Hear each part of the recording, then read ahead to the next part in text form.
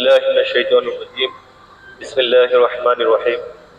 ঢাকাস্থ বীরেশ্বরাই জাতীয়বাদী ফোরামের পুনর্গঠন ও বর্তমান রাজনৈতিক সংকটে ফোরামের করণীয় বিষয়ক আজকের এই মত বিনিময় সভায় উপস্থিত ফোরামের সম্মানিত প্রধান উপদেষ্টা জনাব জান্নাতুল করিম খোকন ভাই এবং উপদেষ্টা জেডেবের কেন্দ্রীয় কমিটির সম্মানিত সভাপতি ইঞ্জিনিয়ার ফখরুল ভাই এবং ফোরামের সংগ্রামী আহ্বায়ক আইয়ুব খান ভাই সহ ফোরামের সদস্য সচিব ও সিনিয়র নেতৃবৃন্দ এবং ফোরামের সাধারণ সদস্যবৃন্দ, বীরেশ্বরের সাবেক বিভিন্ন সংগঠনের নেতৃবৃন্দ, নেতা ও নেতৃবৃন্দগণ, আসসালামু আলাইকুম রহমতুল্লাহ।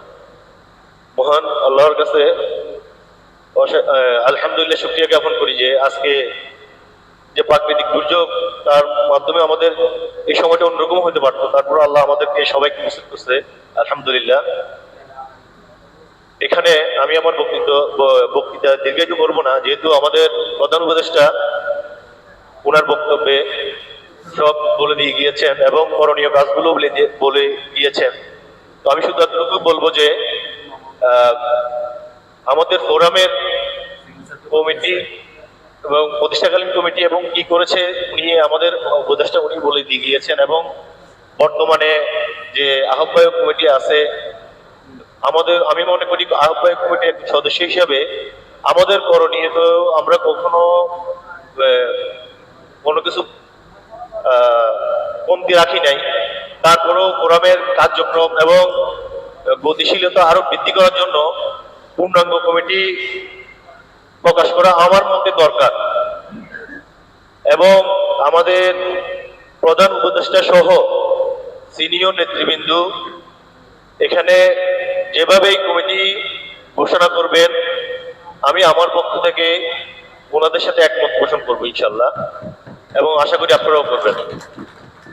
এবং আমাদের সামনে যে নির্বাচন এবং রাজনৈতিক উত্তরণ নিয়ে যে করণীয়, এখানে ফোরামের নেতৃবৃন্দ, সিনিয়র নেতৃবৃন্দ যেভাবে নির্দেশনা দিবেন যে কোনো রাজনৈতিক প্রোগ্রাম অথবা নির্বাচনে কিভাবে আমরা কি করব, সিনিয়র নেতৃবৃন্দ যেভাবে যে নির্দেশনা দিবেন ইনশাল্লাহ আমরা আপনাদের নির্দেশনার সাথে একমত হয়ে ইনশাল্লাহ আমরা দেশ ও দল ও দেশের জন্য একসাথে কাজ করবো বীরেশ্বরাই জাতীয়বাদী ফোরাম। আপনাদেরকে আবারও ধন্যবাদ জানিয়ে আমি আমার বক্তব্য এখানে শেষ করছি। আসসালামু আলাইকুম রহমতুল্লাহ।